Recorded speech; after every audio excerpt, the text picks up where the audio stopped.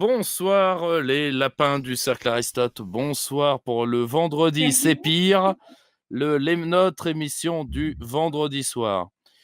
Cette semaine, vu que nous sommes un pays chanceux, alors nous sommes chanceux à 3 titres. Nous avons premièrement un président épidémiologue, qui est certainement le plus grand scientifique, si j'en crois Le Monde d'il y a 48 heures. Et je vais vous citer M. Jean-Michel Blanquer, qui disait, je cite, ses connaissances en épidémiologie sont exceptionnelles, blablabla. Et d'un seul coup, là, c'est la phrase exacte, mais rien n'est intouchable à son intelligence. Donc, la France a un président qui est un scientifique de haut niveau, en plus d'être un ambianceur pour fête interlope à l'Élysée. Donc cet homme a tous les talents. Et cet homme qui a tous les talents, qui est très bien entouré, je vous ai cité Jean-Michel Blanquer, qui est finaliste du prix Manuel Valls de la Gorge Profonde pour cette année. Et eh bien, cet homme hors du commun nous a confinés sans confiner, tout en confinant. Donc, comme disait Éric Zemmour, on n'y comprend plus rien. Et quand on n'y comprend rien, on essaye de faire appel à des amis qui, eux, y comprennent quelque chose, qui maintiennent la barre depuis le début de cette crise et depuis des années sur le domaine de la santé, de la préservation des services publics de santé. Sont des habitués du cercle Aristote, vous les connaissez, Gérard et Nicole de Lépine. Gérard et Nicole, bonsoir. Bonsoir. Bonsoir. Bon, donc, on va essayer de démêler un peu tout ça. Donc, s'il y a encore quelque chose à comprendre, c'est la première question. Au début, on devait s'en sortir en mars, puis en avril. Maintenant, ce sera mai, ce sera peut-être plus. Est-ce que vous pensez que quelqu'un comprend encore quelque chose dans la stratégie sanitaire de l'administration? Sincèrement. Pour moi, c'est assez simple. Il n'y a pas de stratégie sanitaire, il y a une stratégie politique. Et cette stratégie, elle était déjà écrite le 13 mars dans le rapport 9 de Ferguson. Si vous regardez le schéma du rapport 9, il était très précis. Nous devions être confinés au moins jusqu'en décembre 2021. Et il y avait quand même quelques petits espaces où on laissait respirer les gens pour pas que tout explose. C'était prévu dès le 13 mars. C'est ce fameux document qui a été classé secret défense, que les députés n'ont pas pu voir, que nos épidémiologistes indépendants n'ont pas pu voir, et qui a quand même permis de faire voter la loi d'exception. Donc, tout ça, c'est une stratégie d'emblée. Et nous avons écrit d'emblée aux restaurateurs qui croyaient qu'ils allaient ouvrir, qui ont cru 25 fois au premier gouvernement, non, vous serez confinés jusqu'à temps que le peuple se résiste, que le peuple dise non. C'est le seul moyen de faire céder ce gouvernement qui veut nous confiner à mort jusqu'à ce qu'on accepte tout, c'est-à-dire les vaccins, puis d'autres choses. Il voulait nous faire accepter le remdesivir, mais comme vraiment, ça c'est un fiasco terrible, il y a eu trop de morts immédiats, et même l'OMS s'en est fait écho, qui pourtant était au départ pour les confinements. Mais donc il n'y a pas de stratégie, il y a simplement la poursuite d'un plan qui a été fixé dès mars 2020. Alors je préciserai quand même que tu veux qu'on t'envoie les diapos au fur et à mesure qui correspondent?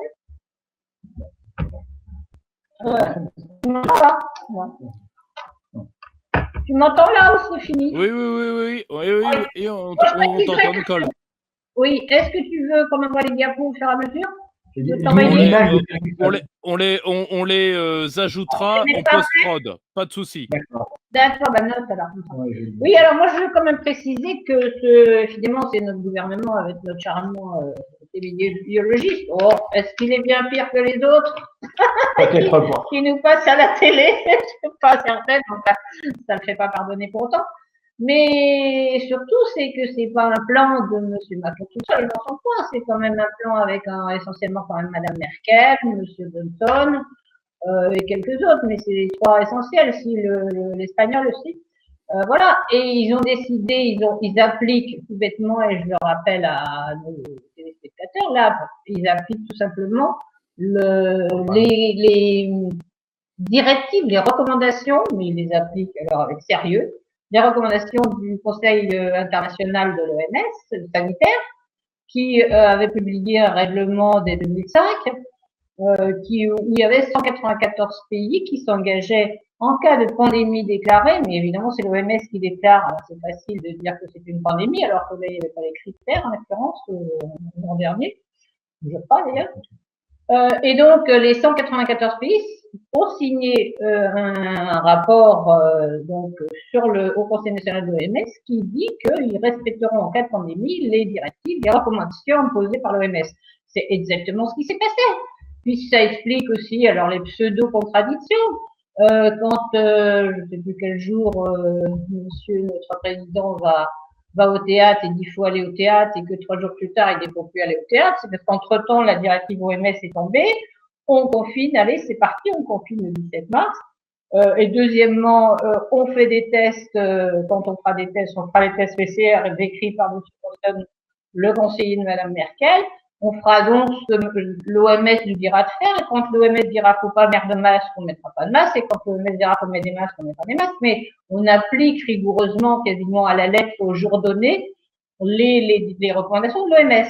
Alors, quelques pays qui avaient signé ont échappé, ont refusé d'appliquer les recommandations, ce n'est quand même que des recommandations, comme probablement la Suède et autres qui avaient dû signer. Les Pays-Bas, ils avaient dû signer. Non, ça s'est fait confuser, mais je suppose qu'ils avaient signé, il faudrait vérifier. Mais enfin, ils devaient être dans les 194. Mais en dehors de ça, on applique tous en même temps. Alors, ça donne quand même un grand argument à nos charmants journalistes. Enfermistes. Oui, enfin, à tous nos journalistes qui veulent nous faire gober tout ça comme ah, mais vous voyez, on fait ça partout dans le monde. Évidemment, on a signé les mêmes accords. Donc, on applique les mêmes recommandations d'un gouvernement sanitaire mondial. Là, en l'occurrence, c'est pas de complotisme, c'est écrit, les gens ont qu'à aller chercher le règlement sanitaire de l'OMS. Sur Internet, il y a le petit bouquin, il n'y a pas de souci. Non, ça c'est le bouquin de l'OMS, et puis il y a aussi le bouquin de Schwab. Alors, attends, il y a peut-être une question pour vous. Oui, je voulais quand même insister en disant que ce n'est pas une stratégie médicale. Car s'il y avait une stratégie médicale, on fait en médecine comme toujours. On regarde ce qu'ont fait les autres et on choisit la meilleure solution. Or, ce qu'ont fait les autres, avant nous, ça a été les pays asiatiques. Et qu'est-ce qu'ont fait principalement les pays asiatiques? Ils n'ont pas testé, ils n'avaient pas de test. Faut pas arrêter de nous dire tester, ça c'est droit de peine. Qu'est-ce qu'ils ont fait? Ils ont mis de côté les gens qui étaient malades. La séparation depuis toujours en matière d'infectiologie, quand il y a une épidémie, on sépare les bien portants des malades. Quand tu as eu la grippe, tu es resté même pas. Quand tu as eu la grippe, tu es resté chez toi et on n'a pas. Voilà, donc on est resté chez toi quand on était malade. Enfin, ils deviennent délirants. Là maintenant, les malades vont à l'école, les malades reviennent chez eux et contaminent les autres. Ah bon, tout a été bien fait pour contaminer. Il est très clair que lorsqu'on enferme dans une même maison un malade et les autres, il va contaminer sa famille pour une simple raison. Le risque de contamination dépend de plusieurs facteurs. Un des facteurs, il faut que les gens aient une charge virale importante, premièrement. Deuxièmement, il faut qu'ils toussent ou qu'ils crachent, enfin qu'ils expulsent ces virus. C'est pas par les yeux que ça se passe. Et troisièmement, peut-être le plus important, c'est le nombre d'heures que l'on passe avec le contaminé. Et lorsque les enfants vont à l'école, ils passent moins d'heures à la maison, alors ils sont avant tout contaminés à la maison. Ils peuvent éventuellement très exceptionnellement être contaminés par un enseignant, mais les autres enfants ne peuvent pas les contaminer. Donc, les contaminations, c'est le fait d'enfermer à domicile les malades et les bien portants.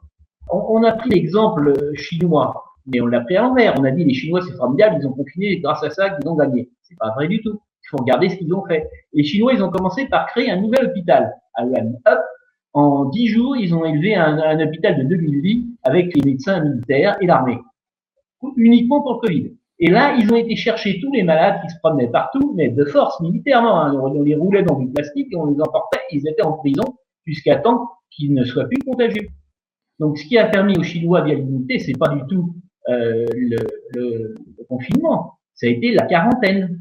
Mais eux, les Chinois, étaient très contents de ça parce qu'ils montraient que leur méthode autoritaire était bonne. Et ce qui a plu à notre président, c'est bien entendu la méthode autoritaire. Enfin, plus de gilets jaunes dans la rue, enfin, plus de casse-pieds à propos de la réforme des retraites et blablabla. Je fais l'état d'urgence et je peux régner tout seul. Et là, un an après, ils viennent de passer la réforme de l'assurance chômage en toute tranquillité, puisque les gens ne savent pas, évidemment, ils ne sont pas très tranquilles. Ils ont réussi à quand même à ce qu'il y ait encore, je ne sais pas combien, mais un pourcentage non négligeable de Français qui peur de ce virus. Alors, je vais le dire une fois, puis comme ça je vais le redire 10 fois, ce virus, il est curable facilement par plein de traitements. On a même l'impression qu'il est quand même facilement curable, parce qu'il est curable manifestement par le traitement de Raoult Fetto, hein, on n'attend pas une semaine d'être malade, bien sûr, mais par le traitement de Raoult, il est curable manifestement par l'ivermectine, là aussi il y a assez d'études internationales qui le démontrent, puis d'ailleurs, on nous refuse, ce qui est quand même très bon signe pour un médicament, ça montre son efficacité. Regardez, les médicaments interdits, ce sont ceux qui peuvent être efficaces. Voilà. Et puis, mais il y en a d'autres, enfin, il y en a plusieurs autres. Donc, il faut que les gens comprennent que le Covid est une maladie curable, enfin, dans l'état actuel des choses, par des traitements précoces. Pas cher. Si c'est pas cher, c'est bon. Si c'est très cher, qu'ils se méfient. Non, parce qu'on va bien essayer de leur refiler un médicament de 1000 € encore quand même, mais voilà. Donc, surtout, les gens, il faut qu'ils comprennent ça. Une fois que les Français vont avoir compris que le médicament est, cette maladie est curable, ils n'auront plus peur, et s'ils n'ont plus peur, eh bien, on pourra enfin discuter avec eux. Là, actuellement, les Français sont tétanisés par la peur. Et il y en a encore trop. Ce n'est pas, il y en a beaucoup mais il y a encore trop. Et c'est là la différence avec l'épidémie d'avant. Ils ont déjà essayé de nous faire le coup avec la grippe H1N1. Ça n'a pas marché. Il faut.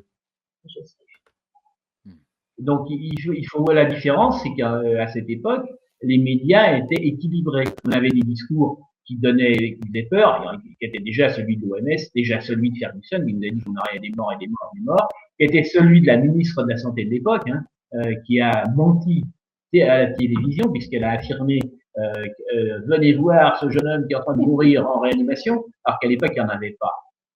Ils nous ont fait le même scénario. C'était un essai, ils avaient fait un essai, ça n'a pas marché parce que les médecins ont refusé globalement la vaccination et la population a suivi. Alors, ils ont essayé de passer par-dessus les médecins en inventant des vaccinodromes. C'est pas nouveau, là, leur fameux machin qu'ils mettent en route actuellement le vaccinodrome. Alors, la différence, quand même, c'est qu'à l'époque, les tarifs et tout étaient normaux. Actuellement, un médecin qui accepte de faire des vacations dans un vaccinodrome peut gagner jusqu'à 2000 € dans une séance de quelques heures. C'est quand même pas mal. Là, ils ont appâté des médecins parce qu'il manquait de vaccinateurs. Pourquoi? Tout simplement parce que les médecins sont comme la population, sauf qu'ils ont un accès, quand ils le désirent, à des informations plus complètes. Et donc, ils ont le corps médical au début et pour la vaccination globalement, mais quand ils se sont fait vacciner, ils se sont rendus compte que 25% à 40% d'entre eux se retrouvaient avec une grippe assez forte pour les empêcher de travailler. Nous autres médecins, on a l'habitude de travailler même un peu malade quand on n'est pas contagieux, c'est autre chose. Moi, dans toute ma vie, je me suis arrêté 2 jours seulement de travailler. Donc, le corps médical est prêt à travailler et les infirmières aussi, sauf quand ils sont vraiment hors d'état. Et là, le fait qu'il y ait 25 à 40% de personnel soignant qui, après vaccination, est hors d'état de travailler pendant plusieurs jours, les a refroidis. Donc, du coup, ils sont intéressés un peu à l'état des vaccins. Ils se sont rendus compte que les vaccins actuels avaient pas une autorisation mise sur le marché pleine, mais une autorisation conditionnelle, c'est-à-dire qu'elle était autorisée pour 1 an, à condition qu'on ait les résultats des essais. Et que ces résultats des essais, on ne les aurait pas avant 2023. Pour le premier, le Pfizer, l'essai sera terminé en janvier 2023. Donc, ils ont quand même compris que ce qu'on leur disait que le vaccin était sûr et efficace et sans danger, c'était bizarre. D'autre part, ils ont regardé les statistiques françaises. Qui mouraient? Les morts, il y en a pratiquement pas avant 65 ans, c'est pas exceptionnel. On peut toujours trouver une leucémie qui, par hasard, est Covid+, qui est comptée comme mort de Covid. Mais en dehors de ça, il y en a vraiment très très peu avant 65 ans. C'est avant tout les plus de 75, plus de 80 et surtout plus de 85 ans. C'est là où il y a effectivement un risque. Donc, ce personnel médical sait qu'il n'est pas à risque. Il peut l'attraper, mais il n'en mourra pas. Alors, si on est bien malade par un vaccin pour une maladie qui, elle, vous rend beaucoup moins malade, on n'a pas tellement envie de le faire. Donc, le corps médical et les années, mais une position vaccinée contre ces vaccins expérimentaux. Le gouvernement, d'autre part, un peu embêté, il voulait faire une obligation vaccinale. Là, j'ai vu d'ailleurs qu'en Italie, Renzi vient de passer un arrêté pour donner l'obligation vaccinale sur le corps de santé, mais ça pose un problème majeur, qui est celui d'un vaccin expérimental. Et obliger quelqu'un à prendre un vaccin expérimental, ça tombe sous la loi de Nuremberg. C'est pour cela que les nazis, les médecins allemands, la plupart ont été pendus. C'était pour des essais de vaccins. Ils ont fait toute une série. Bon, je ne passe, c'est quand même vraiment quelque chose de fondamental. Pour un traitement expérimental, on doit avoir l'entière volonté du cobaye d'être cobaye. Donc, il ne peut pas y avoir d'obligation pour un produit expérimental. Et les vaccins sont actuellement expérimentaux puisque aucun essai n'est parvenu en littérature, n'a été publié. Ils peuvent pas être publiés parce que tout se finira est-ce qu'ils sont pas finis début 83 et pour le 2023 et pour le Janssen, ça c'est encore en 2024. Donc, alors il y a une autre raison pour laquelle ça va pas marcher à mon échelle de corps de santé comme ça en Italie, c'est qu'il y a des démissions. Hein. On voit des tas de gens qui disent qu'il faut imposer, bah, écoutez, au revoir et merci. Il y en a même qui disent au revoir et merci maintenant en disant j'ai trop de pression de mon cadre, etc. Chaque fois que j'arrive à l'EHPAD ou dans mon service, alors t'es décidé, bon oui je suis décidé, je démissionne, j'en ai marre de vos pressions. Donc il y a déjà eu je ne sais pas combien de démissions cet été à la suite du mépris général et affiché du gouvernement envers les soignants. C'est d'ailleurs une des raisons pour lesquelles on nous dit il n'y a pas de soignants, il n'y a pas de soignants. Si, il y a plein de soignants, il suffirait de les rembaucher à des prix, des salaires corrects, enfin, et en plus en ne les mettant pas sous le joug de cadres absolument épouvantables qui les changent d'un jour à l'autre, qui les traitent comme moins que rien. Et à ce moment-là, ils en ont du personnel soignant. Alors, faut arrêter, faut aussi que les journalistes ils se renseignent un petit peu. J'en ai assez de les entendre dire, on ne peut pas former quelqu'un à 3 jours. Mais on s'en fout. Il n'y a pas besoin de former des gens, il y en a plein de formés.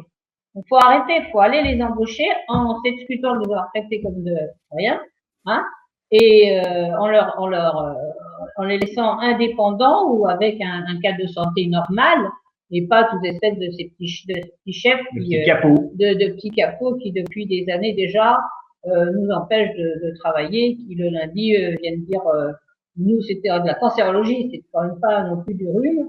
Le lundi ou le mardi, on avait le cadre qui disait tu me sors des malades parce que là j'ai personne ce week-end. Donc tu sors les malades. On s'occupe pas de savoir si les malades ont besoin d'être là. Donc c'est ça la gestion hospitalière actuelle, particulièrement la science publique de Paris qui fait beaucoup parler d'elle parce qu'ils ont pris le pouvoir et croient pouvoir le prendre par la peur. Oui, par la peur, mais surtout contre Macron ou voulant prendre sa place. Enfin, c'est pas pour défendre Macron d'ailleurs, mais je veux dire, c'est absolument. Là, c'est un jeu politique au plus haut niveau manifeste. Martin Hirsch et sa copine Hidalgo, là, ils voudraient bien prendre la place. Et là, ils nous font un cinéma d'encre qu'on ne peut pas embaucher, qu'on n'a pas de place, etc. C'est pas vrai, tout ça est faux. Les lits, il y en a, il suffit d'ouvrir les hôpitaux parisiens fermés. Le service à l'Hôtel-Dieu, il y a 100 ou 200 lits qui sont équipés avec oxygène et tout pour le faire. Ah oui, parce qu'ils n'ont pas encore été démontés. Donc, il y a les lits, il y a l'oxygène, il y a tout ce qu'il faut. Et le personnel, il y en a du disponible si on le met dans les mains de gens raisonnables. Hein. Bon, il y a quand même notre ami Kirvec qui passe maintenant un petit peu plus, qui est capable, et qui était chef de service à l'Hôtel-Dieu, justement, et qui est capable de raconter tout ça. Il faudrait que les journalistes, y compris les meilleurs, l'entendent et arrêtent de nous dire qu'il n'y a pas de personnel formé, mais si, il y a des personnels formés. Mais là, par exemple, il y a aussi l'hôpital, on parle de Paris, puisque c'est là qu'apparemment ça sort, il y a Val-de-Grâce. L'armée a des médecins tout à fait formés, capables de faire de la réanimation. Je veux dire, en opération, on a des équipes parachutistes. Moi, j'étais jadis un peu dans cette équipe, pas la parachutiste, mais en tout cas dans les antennes sanitaires, on a des gens parfaitement compétents et qui sont parfaitement dévoués. Et puis, les privés qui n'ont pas utilisé. Si tu veux, c'est ça qui pose question.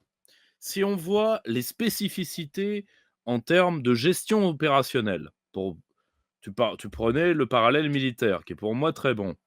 Parce que les pays asiatiques, c'est ce que je me tue à expliquer parce que bon, mon équipe essaye d'avoir le maximum d'antennes dans cette partie-là du monde.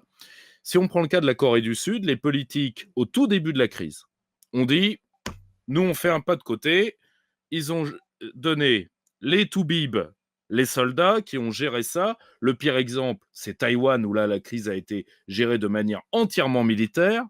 Par exemple, les fabriques de masques, c'est l'armée qui a réquisitionné les fabriques de clopes. Tu vois, bon.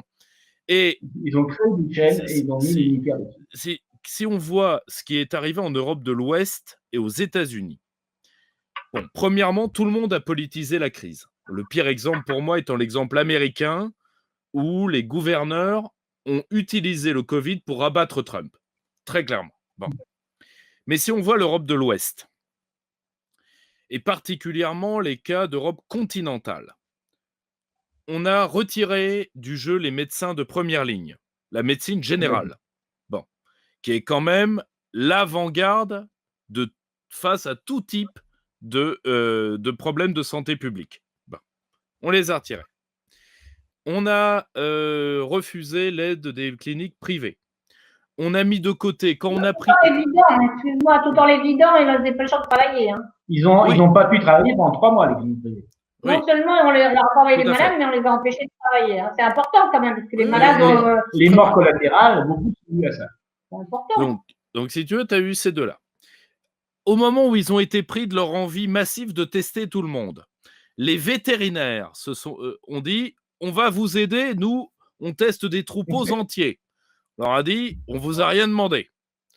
Bon, donc les vétérinaires, la médecine militaire n'a pas été mobilisée ou peu, sauf dans des exemples ridicules comme les hôpitaux de campagne dans le Grand Est. Alors qu'il y avait les hôpitaux en dur, vides, les cliniques en dur étaient vides. Donc, à un moment... Il faut rester simple. Ils n'ont pas voulu gérer cette crise, cette grippe qui était sévère. Je dirais qu'ils faisaient tout ce qu'ils pouvaient pour que ça dure. Parce ils ont dû bien voir au départ qu'elle n'était pas si méchante qu'ils auraient bien aimé pour effectivement faire la grande peur générale. Donc ils ont bien fallu qu'ils alimentent la grande peur autrement. Donc effectivement, au lieu de mettre les malades dans la clinique privée nulose vide quasiment à l'autre porte, il y a des endroits où c'est carrément public d'un côté et c'est une grande porte entre les deux. Au lieu de faire ça, ils les ont mis dans un train, ça faisait mieux, ça faisait de la publicité. Mais ils ont rendu politique, c'était politique d'emblée, sinon c'était une grippe comme d'habitude, comme la grippe de 58. La grippe asiatique qui a tué plus de malades, il y a eu plus de morts de la grippe asiatique, compte tenu de la population de l'époque, que du Covid. La grippe asiatique de 59, ça a fait à l'échelle du monde 2 millions de morts. 2 millions pour une population qui était 2 fois moindre que la population actuelle. Donc c'est l'équivalent de 4 millions de morts. Si on en parlait à la télévision, il y a même aux informations de temps en temps on donnait les morts, mais à côté il y avait un panneau écrit « N'ajoutez pas l'hystérie à la maladie ». C'était écrit en toutes lettres. Et là ils ont fait le contraire, ils ont dit « Ajoutez absolument l'hystérie à la maladie ». Comme l'a très bien dit Monsieur Barbier, pour une fois que le diable porte pierre, la trouille a été créée par la haute administration pour que les gens se tiennent à carreau. Le problème, c'est la peur qui agite les gens. Moi, j'ai une petite fille de 6 ans, donc elle vient d'être foutue dehors de l'école parce que maintenant les écoles vont fermer. On annonce un rajeunissement des morts, enfin on nous fait la totale. La question c'est combien de temps pour vous, comme observateur et comme médecin, l'Occident peut continuer à raconter une histoire qu'il est aujourd'hui seul à raconter? Le fascisme, ça a duré quand même longtemps, hein, je veux dire. C'est pas faux. C'est pas... ça a duré presque une quinzaine d'années, oui. Oui, comme dirait Goebbels, en fait, c'est un mensonge une fois, ça va, mais répéter 1000 fois, c'est une vérité. On les répéter 1000 fois quasiment dans une semaine. Hein, oui, et ce qui est pire dans une vérité, c'est que là, il y a quand même des collègues, des philosophes, etc., qui commencent à analyser là. Et c'est ça, c'est qu'une fois que les gens ont gobé ce mensonge, ils veulent pas admettre qu'ils ont pu se faire avoir et que ça peut être un mensonge. Donc tout le problème, et c'est comment sortir des millions de gens qui étaient des milliards d'une secte au sens vrai du terme secte. C'est-à-dire qu'ils ont avalé des choses par des gourous, plusieurs gourous, ils y croient, et si on leur dit, ils croient plus, ils croient que à ça, et les faits, ça leur glisse dessus. Donc, c'est pas évident, mais bon, notre seule chance, c'est c'est Raoul qui dit maison par maison, ou je sais pas. Oui. Raoul dit bien, il ne faut pas combattre de manière frontale en campagne, nous n'avons pas d'armée, mais il faut faire à la vietnamienne, maison par maison. Donc ce que j'appelle à chacun, c'est convaincre ses voisins, distribuer les tracts, puisque tout ce qui est moyens de communication classiques nous sont interdits, on est systématiquement censuré. Et, mon épouse en sait puisqu'elle a parlé, et donc elle est attaquée par le Conseil de l'ordre parce qu'elle a parlé. Oui, puis ça va plus loin que ça. Je pense que les gens qui sont sur les réseaux sociaux, régulièrement, ils commencent quand même à avoir un petit grain, un petit truc qui dit quand même, je me tromper, on peut peut-être arriver à les toucher. Moi, ce qui m'intéresserait, c'est d'arriver à toucher beaucoup plus les gens qui regardent que BFM TV ou CNews ou je ne sais quoi, et qui ne regardent que ça, et qui, évidemment, comme ils regardent que ça toute la journée, ils y croient. Ils sont sous la terreur. Donc, ceux-là, je pense qu'il faudrait revenir aux vieilles techniques d'autrefois. Moi, je n'ai aucun souvenir, mais quand même, si c'est en 59-58, on avait 12-13 ans. Je n'ai aucun souvenir de cette grippe, hein, donc elle a quand même pas dû être si méchante que ça. Ma belle-mère, en cherchant bien, elle dit oui, il y a des gens. Non, mais ce que je veux dire, il y a des bureaux qui étaient à moitié vides. Il y avait des bureaux vides, mais on le vivait normalement. Mais quand même, j'ai par contre de grands souvenirs de cette période qui était la guerre d'Algérie, etc. Et des tracts qu'on distribuait à la sortie du métro, à raison avec un avis d'un sens de temps, mais ou des grèves, des usines fermées, ça. Les gens, ils faisaient comment? Ils faisaient des tracts, ils les imprimaient, ils les distribuaient. Et à la sortie, tu dois un tract à quelqu'un et tu discutes avec. Au moins, ça te fait l'occasion. Moi, je pense qu'il faut, bon, j'ai quelques militants comme ça que je connais pas spécialement, mais c'est des gens qui m'ont téléphoné de droite ou de gauche qui m'ont dit, ah, moi, j'en ai mis sur mon caddie quand je vais faire mes cours, j'ai mis des pancartes sur mon caddie pour expliquer que les tests PCR, c'est la fumisterie, pour expliquer que les masques, c'est dangereux, etc. Mais je crois que c'est bien, mais je crois qu'effectivement, il faudrait qu'il y ait beaucoup plus de gens qui, regardez pour l'école, comment on peut admettre qu'on ait sacrifié des générations de gamins, y compris les tout petits qui n'apprennent pas à parler parce qu'ils voient pas sur les lèvres de leur nurse les paroles. Ni les expressions. Ni les expressions, c'est absolument tragique. On prépare des générations déjà handicapées au moins au point de vue de la parole, etc. Mais et puis au point de vue scolaire aussi, et puis surtout pas mal de psychose, de peur, enfin tout ça. Et les parents autorisent ça. C'est invraisemblable. Là, il me semble qu'effectivement, il y a quelques associations de parents qui sont montées, qui ont peut-être fait ça un petit peu dans leur village, dans leur campagne, mais ça a été insuffisant. Il me semble qu'effectivement, les parents conscients, dont peut-être un certain nombre écouteront cette émission, devraient essayer de mettre sur papier 5-6 phrases qui leur paraissent les masques sont dangereux pour les enfants, les masques ne servent à rien parce qu'il n'y a pas de... Ils sont pas contagieux, les enfants, ils ne passent pas, ils ne contaminent ni les adultes ni les enfants, ils ne se contaminent pas entre eux. Alors c'est pas parce que dans une école il y a 3 cas ou 4 cas d'enfants contaminés que l'école est le lieu de contamination. Il faut repartir, il y a eu beaucoup d'études, il y a eu au moins une dizaine d'études mondiales qui ont cherché de voir si les enfants étaient susceptibles de contaminer. Je parle des études faites au début de l'épidémie, c'est très intéressant parce qu'au début de l'épidémie, c'est très facile de retracer. Il n'y a pas de malades partout. Donc, effectivement, on peut trouver beaucoup plus facilement qui a contaminé qui. Alors, je rappelle qu'en France, on a eu 3 études. L'une qui a été faite par l'INSERM. C'était l'enfant des contaminés. Cet enfant, il y a eu une 50aine d'enquêteurs qui sont allés, qui ont monté tout. Il avait eu 170 contacts dans 3 écoles différentes, plus une école de ski. Il n'a contaminé personne. 0 contamination. Même pas ses frères et sœurs. Même pas ses frères et sœurs. Il y en avait 2. Eux aussi, ils sont passés au travers d'un œil. Après cette étude de l'INSERM, donc qui a montré et qui est publiée en anglais, c'est très facile, je peux l'envoyer à tous les gens qui la veulent, s'ils la trouvent pas.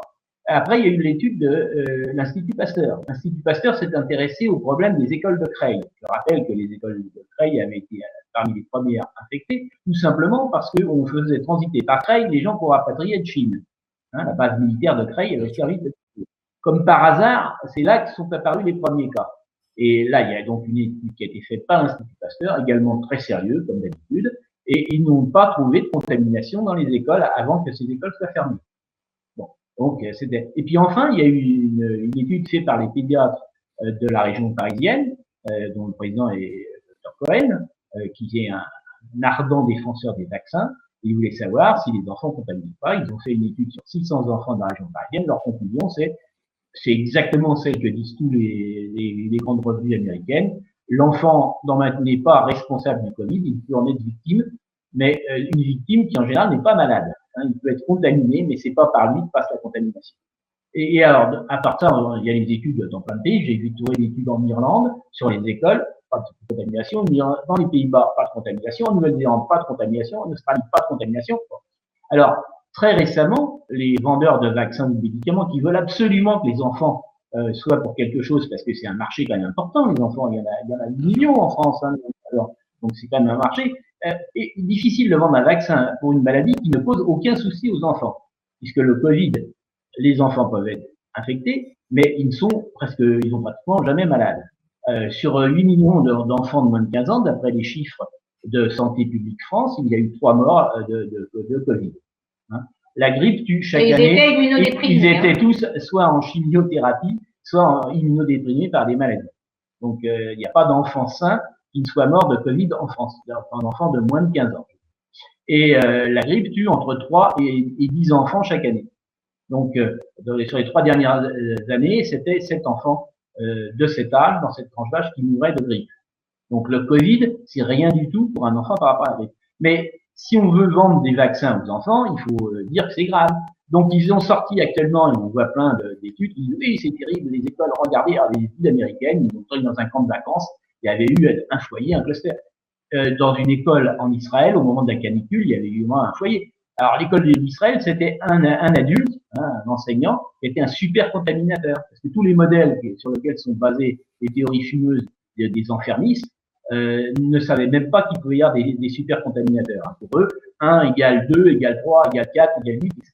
C'est ce qu'ils appellent l'exponentielle. Ça ne correspond pas du tout à l'évolution naturelle de cette épidémie. Alors, donc, les enfants ne contaminent pas.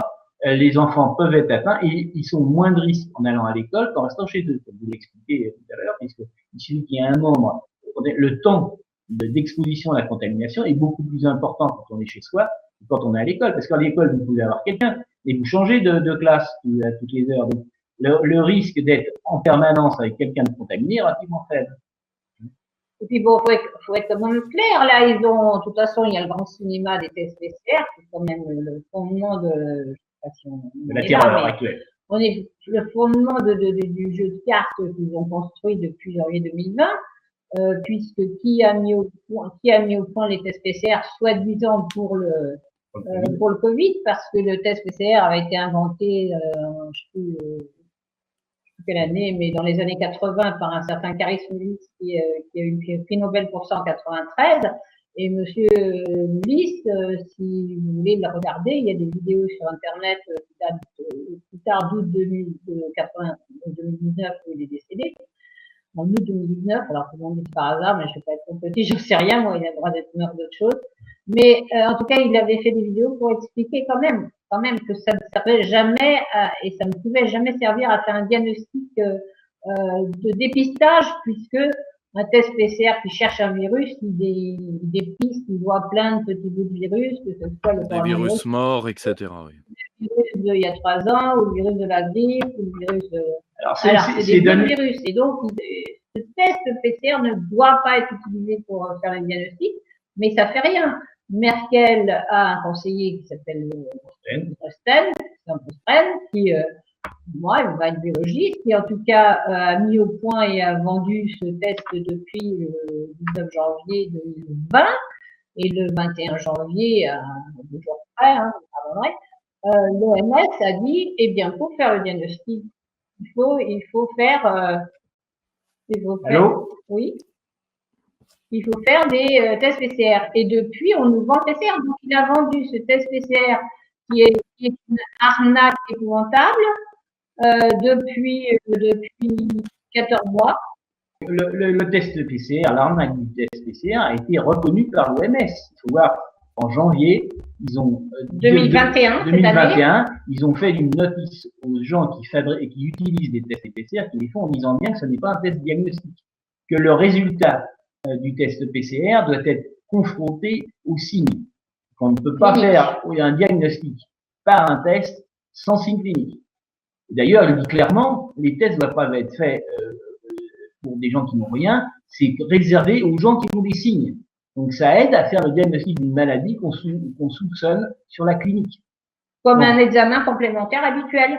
Examen complémentaire habituel. Absolument. Là, c'est le... Ça devrait être ça sur prescription. C'était bien la peine de foutre l'appareil médical en l'air pour se voir rappeler les règles de base de la médecine un an plus tard. Mais c'était volontaire. C'était volontaire. Ouais, j'entends. Par contre. Et là, ce qui est volontaire aussi, enfin, ce qui est surprenant aussi, mais qui est logique, c'est que les médecins généralistes se sont tus. Mais ça fait quand même à peu près 20 ans qu'on leur dit non, vous prescrivez, vous n'avez pas prescrit assez de statine, là, c'est pas possible. Ah ben non, vous n'avez pas vacciné assez de jeunes femmes par gardasil, là-bas vous n'avez pas fait assez de dépistage et qui s'écrasent. Alors pourquoi les médecins s'écrasent? Bon, c'est sûrement lié en particulier à notre formation, hein. C'est vrai que pendant 10-15 ans, on vous fait apprendre par cœur des vérités. Et que de plus en plus, les gens ne veulent plus les démonstrations de ces vérités, mais les recrachent parce que le grand patron l'a dit. Et donc, il y a une espèce de cinéma qui fait quand même que les médecins traitants sont laissés faire quand même. Faut pas oui, non, mais c'est entre le flicage du Conseil de l'Ordre, sujet que je connais bien, vu que mon pauvre paternel, alors qu'il est à la retraite depuis 6 ans et qu'il exerce toujours, donc parce qu'il est dans un Rwanda gériatrique en Basse-Normandie et donc il est le seul médecin restant, tout simplement.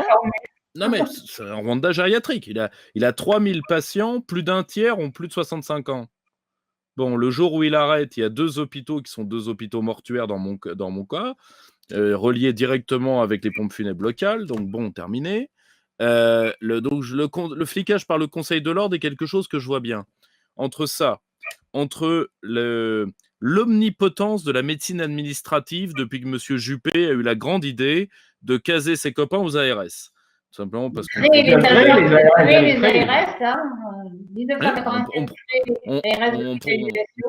produit trop d'énarques, donc on ne sait pas où les mettre. Donc maintenant, on les a mis dans la médecine, on les a mis dans les armées, on les a mis partout. Alors, et surtout, c'est aussi ça que les gens doivent comprendre. J'ai essayé de voir avec un journaliste pourtant ami, hein. Il n'y a pas longtemps, on a déjeuné ensemble, il ne voulait pas comprendre parce que lui, il est très zététicien. Je lui ai dit, la relation médecin-patient est la base du curatif dans notre civilisation depuis 2 millénaires et demi. Bon. Donc, si tu nies ça, et ça ne sert à rien de leur faire 15 ans d'études. Ça ne sert à rien. Faut faire on va passer par des robots. On va passer par des robots partout, vous avez des affiches en disant tester la médecine, informatiser la télémédecine, ce qui n'est pas de la médecine, puisqu'il n'y a pas d'examen clinique. Et puis évidemment, tu peux faire par des robots à peu près. Puisqu'il n'y a pas d'examen clinique, il n'y a pas d'individualisation. S'il n'y a pas d'individuation, il n'y a que des algorithmes et donc ça supprime les médecins. Mais ils auront bien laissé faire quand même. Mais effectivement, le Conseil de l'Ordre nous a quand même joué un rôle mais invraisemblable. Oui, mais là aussi, c'est invraisemblable quand même. Que les médecins, il y a quand même des tentatives dès mars-avril ou avril-mai peut-être de cette organisation des journées de prescrire avec Violaine Perrin. Ces gens-là ont essayé, mais ils sont rapidement tus. Il y a eu des médecins qui ont osé dire qu'ils soignaient dans leur coin leurs malades.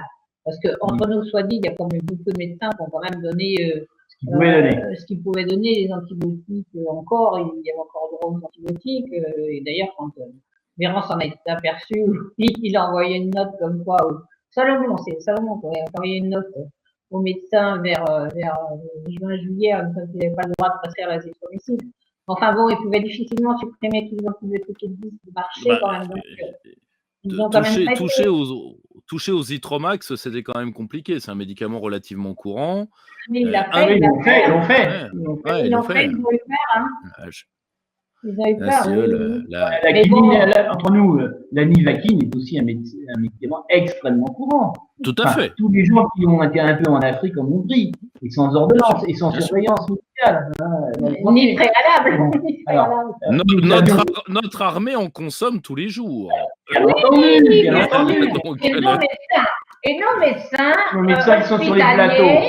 les médecins des plateaux hospitaliers avec leurs Ils disent que ça grand-pères, vaut rien, mais on sait quand même qu'il y en a beaucoup parmi eux qui ont mangé de la nivaquine comme comme le la maire de Nice, comme le maire de Nice, ça a été officiel, il a il dit a dit. carrément à la télé. Mais ceux qui avaient planqué leur petite nivaquine ou les stocks de nivaquine ont disparu de la paix, de on la disparu paix. sérieusement. On n'a pas compris. Après, il y a quand même des gens gentils pour expliquer gentiment que ces Une patrons direction. avaient pris de la nivaquine quand ils avaient un doute. Donc, tout le monde en prend, évidemment. Mais de toute façon, il faut supprimer les médicaments efficaces et traitements précoces. Pourquoi? Tu sais, parce que s'il y a des traitements précoces, théoriquement, l'AMM conditionnel ne peut Tombe. pas être accordé pour les vaccins. Bon, ça me paraît une demi-raison, puisque de toute façon, il légifère toutes les 5 minutes et il marche sur toutes les lois. Mais enfin, officiellement, Non, mais, l'AMM conditionnel ne peut pas être donné s'il y a Alors, des traitements reconnus. il y a un point sur lequel vous vouliez poser une question. Justement, là, il y a là d'un seul coup l'adversaire fait mouvement. J'assistais à un live de Monsieur Jacques Attali cet après-midi, enfin qui a été mis sur les réseaux sociaux du personnage cet après-midi. Donc là, il nous la joue un peu croque-mort Salomon parce qu'on intervertit les croque-morts. Ça évite l'effet Lucky Luke d'avoir toujours le même. Et donc, d'un seul coup, il nous dit là pour le coup, les vaccins, ça suffira pas, donc il va falloir faire autre chose. Autre chose pour l'instant, on ne sait pas ce que c'est, mais c'était bien la peine c'était bien la peine de nous dire que Raoul te le dit très bien, ils ont pris le vaccin comme une espèce de fétiche. Et donc, tout allait être réglé avec le vaccin. Le vaccin arrive et on a encore plus de problèmes a priori.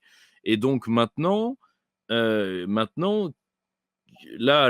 ils aimeraient faire le pass vaccinal, mais bon, dans plusieurs pays, ça coince. Ouais, et puis il va avoir du mal avec peu de gens vaccinés quand même. Tant qu'on en résiste à ne pas se vacciner, on empêche le pass vaccinal. Il faut être très clair. Alors, il y a quand même une chose sur le vaccin, ça va beaucoup plus mal que ce qu'il raconte, puisque même Delfrécy, le président ou l'ancien président du comité scientifique, a écrit une lettre en anglais avec 4 de ses autres membres du conseil scientifique en disant que le vaccin s'est passé. Il explique que le vaccin pouvait avoir une efficacité, mais il y a un échappement immunologique des souches avec tous les variants, que peut-être même le vaccin favorise l'apparition des variants. Et donc, il le reconnaît, ça? je dis, il a dit, on passera la lettre, c'est dans le Lancet, c'est paru dans le Lancet il y a un mois. Donc c'est bien la lettre que j'avais vue, oui, d'accord, ok. Lettre en anglais. On a mis dans la mise sur le mais on peut vous envoyer l'intégrale si vous voulez. Pourquoi le gouvernement n'écoute pas Delfrécy? Moi, j'ai une autre interprétation sur les vaccins. Mon interprétation personnelle, c'est, enfin, c'était même avant, peut-être d'ailleurs, je n'étais pas trop pessimiste, peut-être j'étais un peu optimiste. Je disais, de toute façon, ça ne tiendra pas les vaccins, il va y avoir trop d'accidents. Parce que ça, c'était ce que nous racontaient les généticiens qui connaissent les choses. Et la manière dont ils ont été et l'absence d'expérimentation et les résultats des premières expérimentations des toutes petites, on pouvait sentir que ça irait mal. Moi, je pense qu'ils sont tombés dedans quand même en disant on va vacciner tout le monde parce que c'était quand même leur but de vacciner tout le monde. Et puis que là, ils sont pris par le nombre de morts parce que pour l'instant, ils peuvent cacher encore un peu à la population. C'est quand même difficile. Moi, je comparais avec Gérard ce midi, je disais quand même, regarde, le procès du médiateur, combien il y a eu de morts? Entre 1000 et 2000 morts. Bon. On a fait quand même sur 20 ans. Sur 20 ans, peu importe. Oui, non, mais si. Mais on a fait tout un film, il y a eu tout un marathon, des émissions, continue, un procès dont on a fait une grande histoire, le Figaro a fait tel article, Madame Jouan a révélé ce truc-là, etc. Bon, peu importe. Alors, 1000 ou 2000 morts sur 20 ans par le médiateur. Je ne dis pas que ces pauvres morts, je n'ai pas de chance.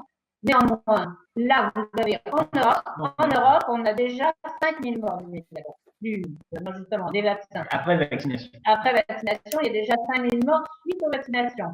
Et en France, il y en a 317 qui sont reconnus par l'Agence des produits de santé. L'agence des médicaments. Alors, bien entendu, les défenseurs des vaccins disent ça n'a rien à voir. Non, Je traversais la rue, la voiture m'a écrasé, ça n'a rien à voir. Non, l'Agence européenne des médicaments ne retient que ceux où elle pense qu'il y a un lien de cause à effet quand même. Moi, je pense que les 5000, c'est quand même très sous-estimé, hein. Mais peu importe, ils les ont quand même reconnus. Et alors, il y en a, Pfizer, je crois, et puis après, pour Moderna et AstraZeneca qui a changé de nom, hein, pour quelque chose qui est pas dangereux. Il faut pas obligé de changer de nom, j'ai pas retenu, mais tu verras, j'ai pas retenu celui. Maintenant, mais c'est important que les gens sachent qu'il y a un nouveau vaccin AstraZeneca qui a changé de nom, hein. C'est le même, et on le baptise différemment. Non, mais déjà, attention. Moi, un truc que je rappelle toujours, et c'est drôle, ça ne choque personne. C'est-à-dire que moi, je suis... vous savez, mon équipe, depuis le début du Covid, vous avez été parmi les premiers à nous répondre il y a déjà 1 an tous les deux. Nous, avant tout, parce que, disons que nous n'avons pas de spécialité suffisante, nous, on a été sur la ligne de la sauvegarde de la liberté médicale coûte que coûte. Bon. C'est-à-dire,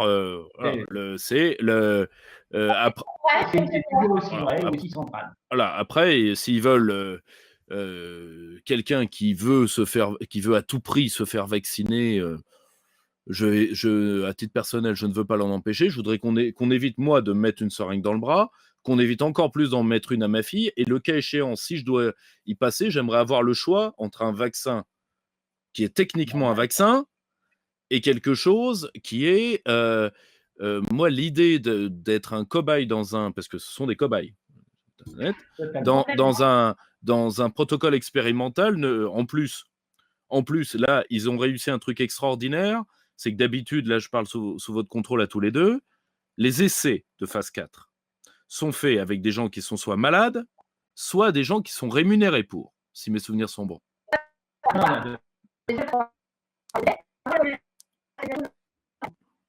Là, actuellement, vous nous entendez? Là, ça y est.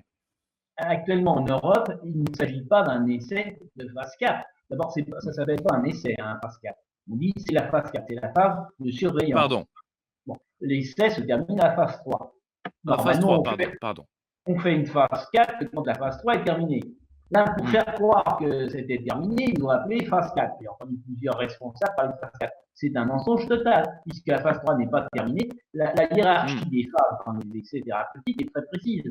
On fait l'animal, une phase 1, quand on a un résultat de la phase 1, on fait la phase 2, quand on a fait la phase 2, on fait la phase 3. Quand on a conclu, seulement à la fin, si c'est concluant, on donne l'autorisation et on rentre dans la phase 4 qui n'est plus un essai normalement, mais qui va être une surveillance pharmacologique, car on sait bien que les essais sont sous de trop petits nombres de malades et qu'il peut y avoir des accidents qui vont apparaître soit plus tard, soit parce qu'on fait beaucoup de gens.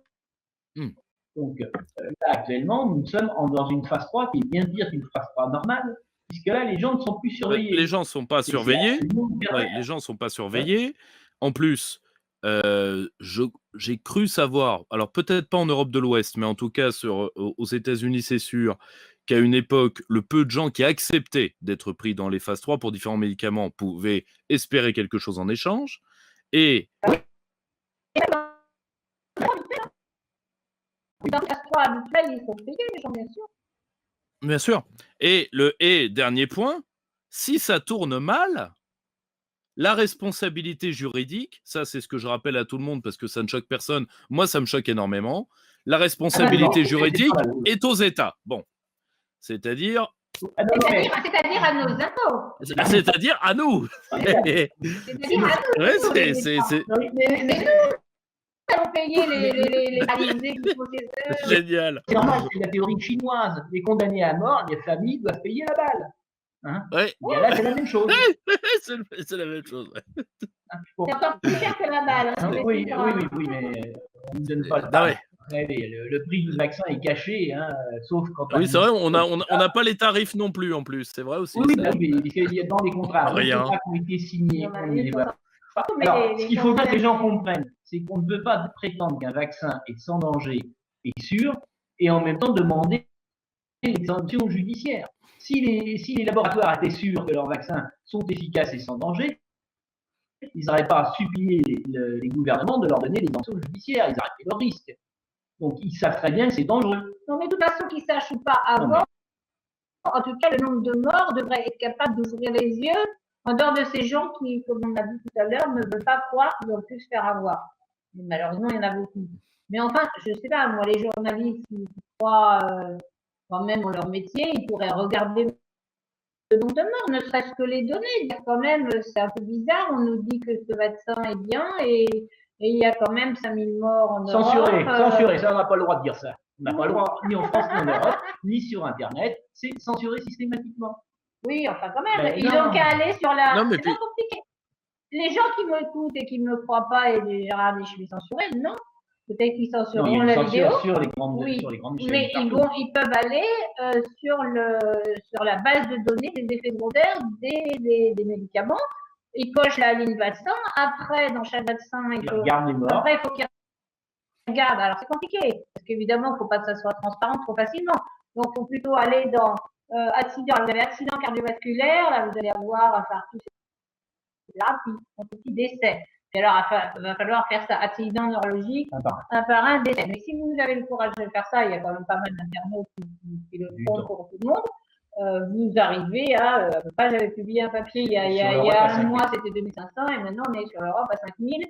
Et en Angleterre, qui est si faramineuse d'Angleterre, elle a quand même au moins 400 morts, je crois, un chouïa près, peut-être 377, aujourd'hui ça doit bien être 400, et en plus elle a un nombre faramineux, dont on n'a pas encore vraiment parlé, de fausses couches. Il y a 366% de fausses couches de plus qu'avant la vaccination.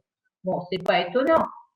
Quelqu'un comme, bon, je ne connaissais rien ces vaccins ARN, mais il y a des gens comme Alexandra Codé-Orion qui nous a expliqué que le vaccin, les vaccins ARN, et même les autres d'ailleurs, allaient toucher la protéine spike et qu'elle avait rapport avec la fertilité et qu'on aurait très probablement un nombre de gens stériles après ces vaccins.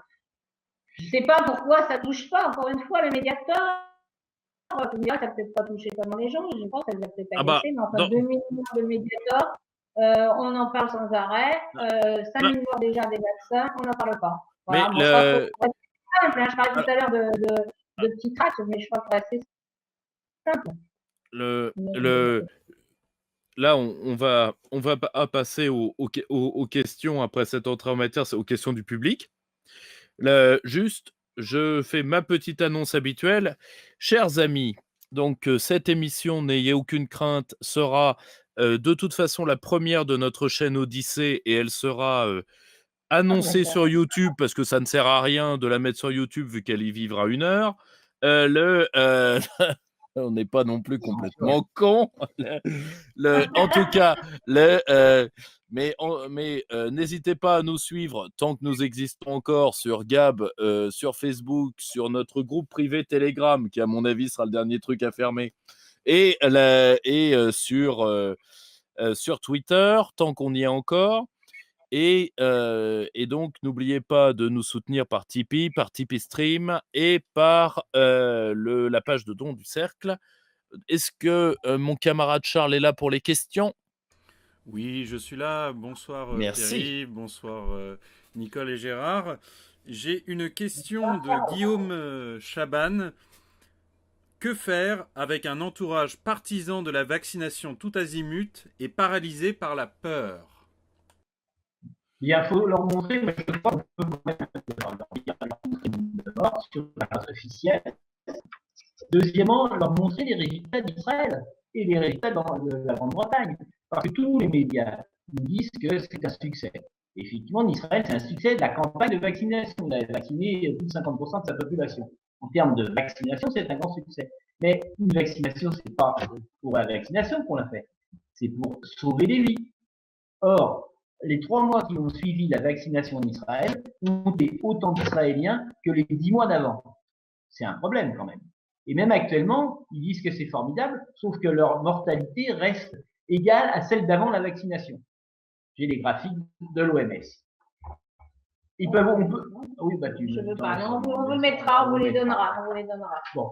On a la même chose en Grande-Bretagne. En Grande-Bretagne, j'ai vu récemment là. Je suis à l'antenne là, mon Lolo. La campagne britannique de vaccination. Voilà. Mais là, j'ai devant mes yeux les résultats qu'on peut obtenir en allant sur le site de l'OMS ce matin, et on voit que depuis le 7 décembre, en Grande-Bretagne, il y a eu 62 547 morts, hein, et soit 920 morts par million d'habitants. En Suède, où ils n'ont pas vacciné, enfin ils sont comme les Français, hein, et ils ont eu 5371 décès sur la même période, soit 537 morts par million d'habitants, donc presque 2 fois moins. Donc comment peut-on dire que la vaccination est un succès alors qu'elle double, elle a d'abord doublé le nombre de morts total de l'Angleterre, puisque grâce à la vaccination, ils ont doublé leurs chiffres, ils sont maintenant à plus de 120 000 morts, et ils ont doublé le rythme de mort par rapport à un pays qui n'est pas vacciné, qui est la Suède. Donc, comment les médias peuvent prétendre que c'est un succès cette vaccination, et comment peuvent-ils dire que, alors, à part la mortalité, il y a le nombre de contaminations. Eh bien, c'est la même chose. Après la vaccination, le nombre de contaminations dans les pays qui ont beaucoup vacciné, comme Israël, la Grande-Bretagne, mais aussi les Émirats arabes unis, a explosé. Aux Émirats arabes unis, la contamination a été multipliée par 3 depuis la vaccination. Moi, je voudrais donner un conseil. À ces gens qui sont, encore une fois, comme je disais tout à l'heure, c'est vraiment le syndrome de la secte que les psychiatres déclarent bien. Il y a l'argument d'autorité. Notre ami Véran vient de répondre à un vieux monsieur de 83 ans qui s'est fait vacciner. Bravo, s'est fait vacciner. Puis il dit maintenant, je peux sortir puisque je suis vacciné. Et comme on l'empêche toujours de sortir, qu'on lui fait toujours mettre un masque, etc., comme si de rien n'était, il a écrit au Conseil d'État. Et Véran a répondu au Conseil d'État. Et il a répondu, je ne sais pas si tu as vu ça, Jean-Pierre-Yves, c'est absolument extraordinaire. J'ai vu ça. C'était le 11 mars, mais on l'a su que récemment. En gros, il a expliqué clairement que le vaccin ne prévient pas d'autres contaminations, d'autres maladies dans 6 mois, 1 an, etc. Donc, ne protège pas. En gros, il ne protège pas. En plus que les vaccinés sont quand même essentiellement les plus contagieux pour leur entourage. Donc, il faut, surtout dans la période de 15 jours, 3 semaines après la vaccination, donc il faut qu'ils fassent attention à la vaccination. Je veux dire, c'est quand même tout à fait extraordinaire que Véran ait démoli comme ça le vaccin. Je pense qu'effectivement, ils sont en gros problème parce que ils veulent arrêter d'une façon ou d'une autre. Ils ne peuvent pas continuer une hécatombe pareille. Donc ils ne doivent pas savoir trop comment s'en sortir. Et ça explique probablement que Véran ait commencé à parler d'antibiotiques. Peut-être l'autre, il parlait aussi de comment sortir du vaccin. Mais effectivement, ils vont sortir du vaccin. C'est pas la peine que les gens ils aillent se faire vacciner. Netanyahou en Israël, qui donc a poussé la vaccination à fond pour des raisons électorales, a depuis dit, vous savez, les vaccins, on va vraisemblablement les refaire d'ici 6 mois. Parce qu'effectivement, il y a le plus grand hôpital d'Israël, ils avaient vacciné d'emblée tous leurs membres, se rend compte que les anticorps ne tiennent pas plus de 3 mois, en moyenne. Alors moi, je conseillerais aussi à cette dame, parce qu'on ne peut pas convaincre effectivement des gens qui n'ont pas envie de l'être, peut-être elle peut voter en touche. Il y a beaucoup de morts avec les vaccins qu'on utilise en France. Apparemment, le Sputnik russe et les vaccins chinois sont des vaccins classiques. Alors, soyez gentils, attendez, voilà, c'est pour convaincre. Attendez les vaccins classiques, ils n'ont pas l'air bons. On dirait qu'on a beaucoup d'impôts dessus, enfin, ils n'ont pas l'air d'avoir de drame. En fait, ce sont des vrais vaccins, ça c'est sûr. Nos généticiens nous ont bien expliqué les différents des vaccins proposés sur le marché. Donc, je crois que, moi, il me semble que si j'ai des gens trop, j'ai dit à des voisins il y a 2-3 jours, si vous voulez vous faites vacciner, attendez le Sputnik, quoi. Ils vont venir puisqu'ils n'ont pas. Là, manifestement, moi, j'ai jamais cru au fait qu'ils étaient en manque de vaccin. Hein. C'est déjà les labos qui allaient à reculons. Ils ont caché, je crois, 22 millions d'AstraZeneca en Italie, cachés partout. Bon, ils savent bien que leurs vaccins, ils sont dangereux. Je pense qu'ils ne savent pas comment dire les vaccins sont dangereux. Et qui voient reculons, mais l'Europe va forcément acheter des Sputnik. Donc je pense que c'est une réponse qui me satisfait pas intellectuellement, parce que je pense qu'il n'y a pas besoin de faire vacciner qui que ce soit pour une maladie qui tue 0,001% de la population. Mais s'ils veulent absolument qu'elle ait des risques sur les Sputnik, de chances qu'il ait gardé ça très longtemps. En tout cas, se faire vacciner. Mais par contre, oui. Donc, ce que je disais, c'est que se vacciner pour soi-disant protéger les autres, c'est une foutaise, puisque personne au monde actuellement n'est capable de dire que le vaccin empêche la contamination des autres. Et c'est quand même pire, parce que de plus en plus de gens disent, de médecins généticiens compétents, hein, genre, disent manifestement les contaminations post-Covid donnent des maladies plus méchantes que le Covid de base. Donc, si vous avez des vaccinés autour de vous, essayez de les isoler quand même de rester à distance un certain temps pour ne pas attraper effectivement un virus qui a été un peu échauffé par le vaccin. Autre question? Parce que Autre question, Charles? Oui, une autre question de Reminovitch. Pourquoi avoir fait cette crise et attirer l'attention sur les problèmes des systèmes de santé? Quel but nos dirigeants poursuivent-ils? Alors, je pense qu'ils n'ont pas fait la crise pour attirer l'attention sur le service de santé. Les soignants s'en étaient occupés déjà. Ils avaient même reçu quelques grenades, quelques yeux perdus parmi les soignants qui pleuraient depuis un an, qui étaient en grève depuis au moins un an dans des urgences en France. Donc la crise du système de santé, elle est connue depuis de nombreuses années. Cette crise a été faite pour prendre le contrôle de la population. Il faut être simple. Il n'y avait aucune raison médicale d'enfermer les gens puisque ça n'a jamais été fait. Dans l'histoire de la médecine, ça a été fait. N'exagérons pas, à l'époque du roi. Il y a eu l'épidémie de Marseille, c'était une épidémie de peste, où on a enfermé effectivement les Marseillais. La moitié de la population est morte. Il y était 100 000 avant, ils sont. Et la peste s'est répandue dans toute la Provence comme si on n'avait pas enfermé Marseille. Elle a même été jusqu'en Italie où elle s'est arrêtée de seulement, on ne sait pas pourquoi. Donc on sait que c'est une catastrophe pour les populations qui sont confinées et que ça ne protège en rien les autres. Donc on sait ça depuis la dernière fois qu'on a osé faire une connerie pareille. C'était du temps. Et là, c'était pour prendre le contrôle. Parce que comme ça, on a arrêté, il n'y a plus de débat à la Chambre. Les décisions sont prises sans aucune discussion, puisque normalement, lorsqu'une commission parle, il doit avoir accès aux documents sur lesquels il décide des choses.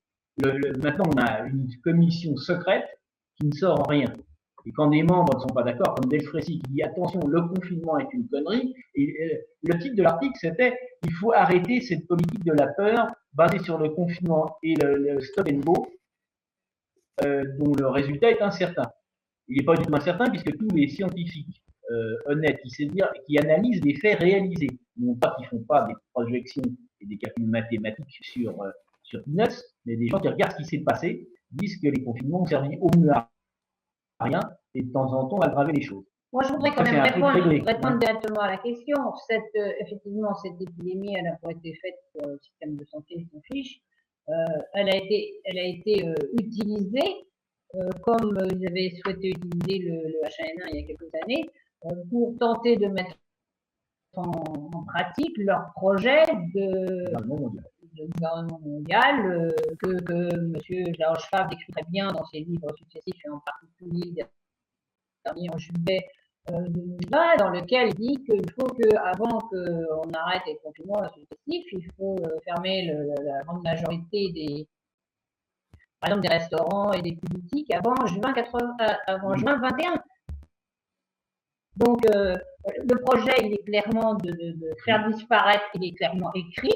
C'est pas du complotisme puisque tout le monde peut aller le lire depuis longtemps et même avant que je parle, il y avait effectivement les vidéos déjà d'Atali et autres qui datent de 10-15 ans. Il y avait les vidéos de Laurent Alexandre qu'on fait passer royalement en permanence à la télé. Donc il n'y a eu aucun complotisme de tous les gens qui ont dit le Covid-19 c'est un leurre absolu, c'est un leurre par la façon de diagnostiquer les tests PCR, c'est un leurre mis au point par Drosten. Le deuxième leurre de Drosten qui a mis au point, c'était les patients, des gens bien portants sont des asymptomatiques, donc éventuellement dangereux, donc on met le mal, soit des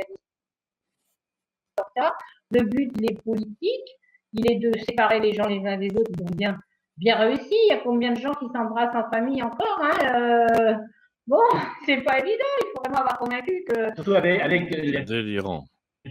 Scandaleux à la télévision. Donc, on est dans de la politique sûr, c'est ça. Si les gens sont curieux, ils vont voir, je pense qu'il est toujours en ligne, il y avait l'event 201 qui avait été réalisé, c'était en octobre 2019, du coup, parce que ça commence à 2020.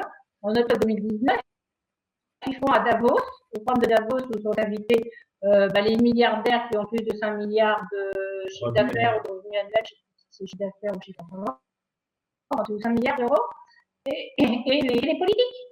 Et Merkel, Macron et quelques autres, dont le PCC chinois quand même, qui est là aussi à chaque fois, dont Poutine, qui quand même a des discours intéressants à écouter, son discours de dernier Davos, c'est intéressant. Mais bon, c'est quand même tellement Event 201 où ils font une révision de qu'est-ce qu'on ferait s'il y avait une épidémie de coronavirus. Bon, ils savent déjà que c'est une épidémie de coronavirus. Ils ont manifestement déjà des tests prêts, forcément, puisque depuis 2015, ils ont des tests prêts, puisque c'est la technique PCR de Mullis qui date de nouvelle 93, donc ils n'ont pas découvert récemment. Ils ont tout mis au point, leur réflexion, et ils appliquent de jour en jour leur protocole, leurs prévisions, et si on continue, j'arrête de vous dire, comme d'autres qui les ont publiés sur Internet, les dates de confinement, puisqu'ils les respectent. En gros, ils respectent le confinement prévu par Ferguson, qu'on a déjà tout à l'heure, par rapport à là aussi, les gens n'ont qu'à aller le voir sur Internet. Donc, on sait qu'il faut qu'ils fassent ça, et tant que nous, on ne les arrêtera pas, eh bien. Et Ferguson avait bien dit, on confine justement qu'il y a un médicament ou un vaccin. C'était déjà prévu. Donc, ils ont sorti le remdesivir, ils se sont passés la figure. Là, ils essaient de sortir les anticorps, ça se casse encore la figure. Et puis, le vaccin se casse la figure. Donc, ils vont continuer tant qu'on acceptera de porter la muselière. Ben, on ne marche plus, hein, puisqu'on est enfermé. De porter la muselière, d'avoir peur. C'est quand même, à cette personne qui demandait l'entourage, moi j'ai quand même tous les échos que j'ai, enfin la plupart des échos que j'ai pour les gens qui veulent absolument se faire vacciner, il y en a la plupart disent oh, je m'en fiche, mais je veux pouvoir sortir, je veux pouvoir aller au resto. Mais ils restent tous ces gens-là, il y a le dream, hein, ils n'iront pas au resto, on va les empêcher d'y aller. Si on va les laisser y aller un mois peut-être, ouais, et puis on va ouvrir, après on refermera voilà. en disant attention, l'épidémie repart. C'est formidable, ils ont inventé le variant. Alors, il y a le variant Véran, il y a le variant Macron, il y a le variant, tous les variants complets. Même la Bretagne a un variant. Même, oui, et l'hôpital Raymond d'Or. Bah oui, c'est tout le monde a un variant. Mais là aussi, les physiciens nous disent que c'est 0,3% de différence entre le virus initial et le variant. Donc, si c'est sensible au vaccin, ça devrait le rester. Non, c'est de l'intox absolu, de toute façon. Non, c'est pas vrai. Il y a justement, ça a des problèmes avec les vaccins. C'est qu'il y a certains vaccins. Non, ça a été démontré en Afrique du Sud. C'est des chiffres, l'Afrique du Sud. On sait que l'AstraZeneca n'est pas efficace contre le variant sud-africain. Oui, des vaccins dans la plainte. De toute façon, tu as des variants permanents. Puisque c'est un virus ARN. Et plus il y a de variants, plus ils sont contagieux et moins ils sont méchants. Théoriquement, là aussi, c'est des règles générales. C'est des règles générales des hommes de l'art. Hein. Des évolutions. Donc, je ne suis pas clinicien. Mais bon, les gens qui ont démontré ça ont l'air sérieux. Une autre question? Charles, question? Oui, on a une question de Guillaume Chaban, mais juste avant, Nicole et Gérard, pourriez-vous, s'il vous plaît, désactiver votre vidéo afin de peut-être améliorer la qualité de votre son. Alors, c'est très simple. Vous cliquez sur la petite manivelle. Non, là, vous avez désactivé votre son. Ah oui, pardon, c'est là, vous l'avez réactivé. Là, c'est voilà, bien. super. Là, c'est bien. Oui, on va essayer comme ça. Alors, on a une question de Guillaume Chaban qui nous dit qu'en est-il des théories sur l'origine vaccinale de certains variants? Dispose-t-on à l'heure actuelle d'éléments probants susceptibles de corroborer cette thèse? Là, on n'a pas d'éléments probants, bien entendu, on n'est pas virologue. Disons que les virologues, dont Delfrécy, dit que les variants sont apparus dans les pays qui ont soit traité de manière inefficace, essayerait de les élire par exemple, soit fait des vaccins, et était le siège d'essais de vaccins. Effectivement, l'Afrique du Sud, par exemple, puisque c'est quand même un des plus premiers variants, a fait beaucoup d'essais de vaccins. Donc, c'est une des théories de gens qui s'en occupent, dont Modèle Frécy. Alors, Et dont Raoul pour le Remdesivir. Raoul aussi. Pour le Remdesivir. La pression écologique, en quelque sorte, sur le virus actuel, fait qu'il s'échappe par un autre. S'il y a une pression trop forte contre ce virus, il va muter. On va l'aider à muter. Néanmoins, jusqu'à présent, rien n'a démontré qu'ils étaient plus méchants. Ah non, pas du tout. Donc ça, c'est important et qu'ils n'étaient pas sensibles. Ils ont l'air tout aussi sensibles aux traitements traitements médicaux. Hein, à l'artémisia dans les pays où ils font. Voilà, faut aller se faire traiter. Moi, j'ai des gens maintenant, ils envoient leurs ordonnances en Algérie ou ailleurs et ils sont envoyés leurs médicaments. C'est quand même un peu triste pour un pays pour notre pays qui était soi-disant développé. Enfin, c'est tant mieux pour les pays qui n'étaient moins et qui maintenant ont fait la leçon. Et qui ont fait l'action à l'Occident. Oui, c'était plutôt drôle quelque part. Il n'y avait pas tant de drame derrière. Question? Oui, une question de Jean GB. Bonsoir. En matière de santé, assiste-t-on à une prise de pouvoir des institutions supranationales comme l'OMS et l'EMA au détriment des agences nationales qui, au mieux, suivent les directives et au pire, ne font même plus le travail pour lequel on les paie? Alors ça, c'est tout à fait évident. Mais c'est pas nouveau. Là, c'est révélé par le Covid.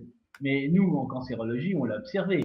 L'EMA, qui est vraiment une agence affreuse, totalement corrompue, la crise objective, la prise en main par l'EMA de toutes les agences de santé nationales. C'est dans les textes. De la même manière, normalement, la santé ne devait pas faire partie de l'Europe. Il ne devait pas y avoir de règles en santé. Ça devait rester des problèmes purement nationaux. On a vu sur les vaccins que c'est la Commission qui a décidé de tout, avec un succès fantastique, aussi bien sur les prix que sur l'opacité de tous les contacts et de tous les prix, de toutes les conditions. Enfin, l'EMA est une horreur. Non, mais il faut, je ne sais pas si tu l'as dit en même temps, j'ai peut-être pas fait attention. L'agence des médicaments européenne accorde l'autorisation des médicaments à mettre en Europe. Mais tu as dit que la France n'avait rien à dire. Elle est obligée de transposer et elle n'a comme autorisation autorisation que de fixer le prix du remboursement. Et en général, le au-dessus de la moyenne européenne. Voilà. Les laboratoires. Je ne sais pas pourquoi, mais en tout cas, nous, on est toujours au-dessus de la moyenne européenne. Bon, ça ne peut être que de la corruption, évidemment. Donc, nos agences, oui, on les paye pour rien. Quand il y en a qui essayent de faire un petit peu de travail, ils sont rapidement virés. Hein. C'est ce qui s'est passé pour Maranachi, par exemple, qui était à l'époque, et qui a essayé de demander que les conflits d'intérêts des experts qui venaient soient déclarés, etc. Et rapidement éliminés.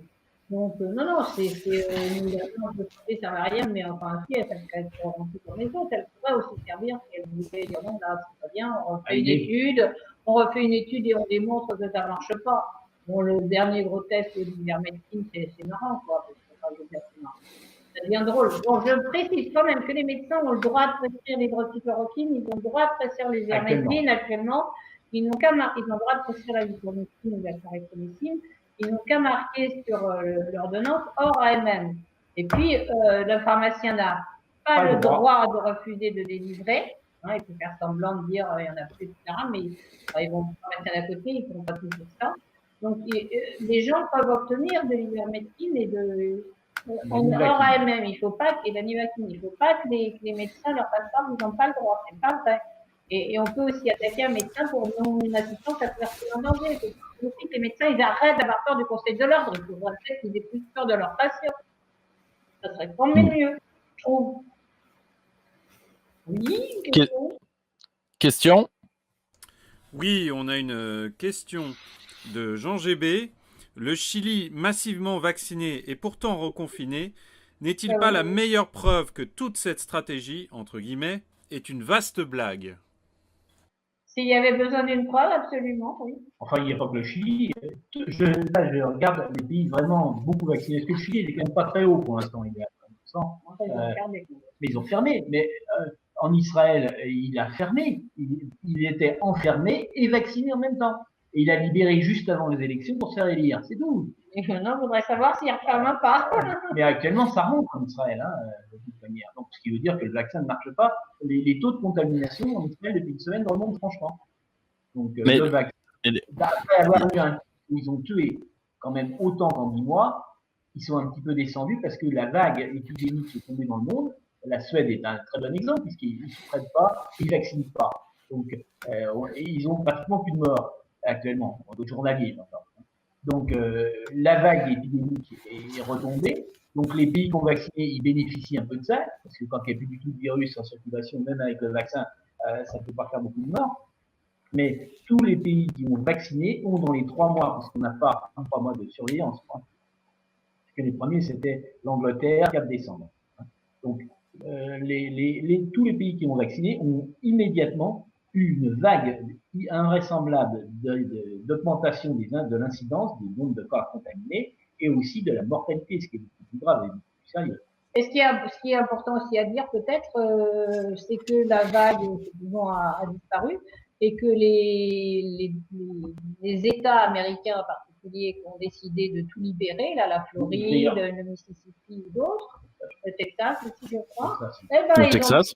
Ils n'ont plus rien, tout va bien, ils vivent normalement et tout va bien. Donc on peut faire ça. Alors, une des raisons pour lesquelles ça a été rapide aux États-Unis de démontrer ça, c'est que fort intelligemment, il faut le reconnaître, l'OMS a déclaré les tests PCR supérieurs à 30 invalides, les tests PCR de dépistage invalides. Après le 21 janvier, c'est-à-dire une fois que Biden a été élu, ça a été facile de dire ah ben maintenant sous Biden c'est bien, tout va bien dans le meilleur des mondes parce qu'il y a de moins en moins de contaminés. Évidemment, il y a de moins en moins de contaminés. Si demain on ne teste pas tous les enfants des écoles, alors que ça sert à rien. Alors ça sert à rien. On n'a jamais démontré que le dépistage tel qu'il nous l'impose sert à quelque chose. J'insiste, on a l'exemple des Chinois. Hein. Les Chinois ont décidé de faire un énorme dépistage à Wuhan après la crise. C'est ça où ils en étaient. Ils ont fait 10 millions de tests. Sur les 10 millions de tests, ils ont eu 410 qui étaient des tests positifs sans aucun signe, les fameux asymptomatiques. Ah, ils ont fait à la chinoise. Vous avez un test positif, très bien. Premièrement, on regarde si vous avez le virus. Ils ont cherché donc, si vous avez rencontré le virus. Donc, on fait des tests antigéniques. Et là-dessus, il y avait déjà plus que 60% des positifs en PCR qui étaient positifs en antigène. Donc, ça veut dire que 40% étaient totalement faux. Après, si vous avez rencontré le virus, on va savoir si c'est maintenant ou plus tard. Donc, on va vous faire tous cracher et cultiver le virus. Sur les 410. Sur 10 millions. Sur 10 millions. Donc, 410 asymptomatiques, aucun n'extraitait le virus. Alors, ils ont dit, oh là, c'est peut-être des virus méchants qui se cachent, qui vont apparaître. Donc, on enferme tous ces gens-là. Ils ont enfermé les 410 et ils ont regardé ce qu'ils venaient. Eh bien, aucun de ces 410 n'a fait une maladie. Et aucun de ces 410, bien entendu, n'a contaminé personne. Les gens bien portants sont bien portants. Ils sont bien portants et ils sont pas dangereux. Les asymptomatiques, c'est une notion inventée par Drosten 2 mois après avoir inventé le PCR. Donc, c'est 2 supercheries. Alors, on n'a pas prononcé un mot, on va essayer de le prononcer avant de fermer.